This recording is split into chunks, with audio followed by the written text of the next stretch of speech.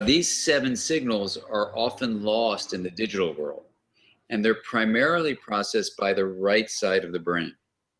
So here's the reason why this becomes a crucial issue in our discussion, that it's these nonverbal signals that get processed by the right side of the brain that are directly allowing us to take in the internal state, the emotions, the state of mind of another person is primarily communicated through these nonverbal signals. So if someone is doing a lot of verbal stuff, a lot of texting, a lot of just doing things without this kind of nonverbal sharing, they're not going to be developing what I call a mind sight map. That is a map of the mind of another person. And they're not going to even be having the opportunity to develop a mind sight map of themselves. And when you take relationships face to face out of the kinds of experiences that children and adolescents are having, it alters the direction of their development. So at a very simple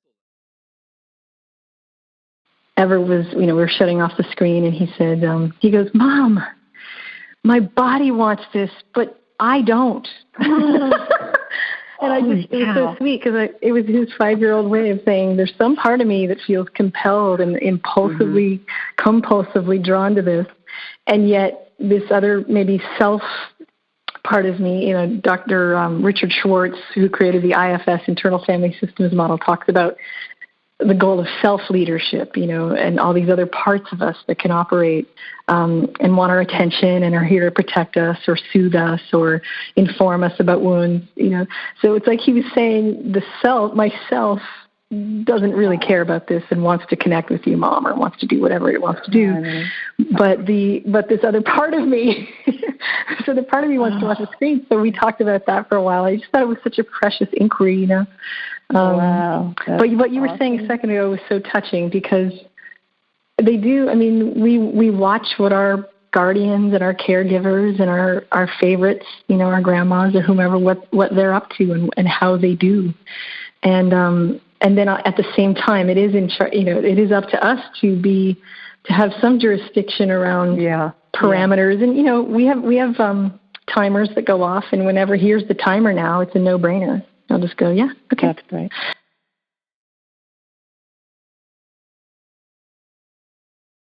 So with my grandchildren in this computer world, when they come visit, and sometimes for the entire, or for a lot of the summer, when they come visit, it's like they want to play computer. Great. They want screen time. Great. And what about, let's go for a walk. I want you to help me fix lunch. And, well, I don't want to, Grandma. And, come on, you can show me so much. There's so much I can learn from you. We don't get to see each other so often. Or let's go look at, let's see if, what, this time of year, let's go see what trees are blooming and starting to bloom, here in California, that's going on. I mean, it's endless rather than, and here's the old mother. They're on the screen. Oh God, they say that's not healthy. But I'm so depressed. He said, "Mom, Facebook is boring. It's for old people." And I said, "That's not true. I love Facebook." And he said, "Exactly." Whatever. He wanted Instagram. Okay? And so one of the reasons that I have a hard time with social media in teenagers, it's not just the head down, the checking out, all of that, but not being present, which is a huge, what we're all fighting with technology, is not being present in the moment, because it's all, nobody's here. Nobody's here with you. Everybody's here. I know that. But also with middle schoolers and high schoolers, I just remember middle school for me was one long, treacherous, feeling left out feeling. I just constantly felt left out, middle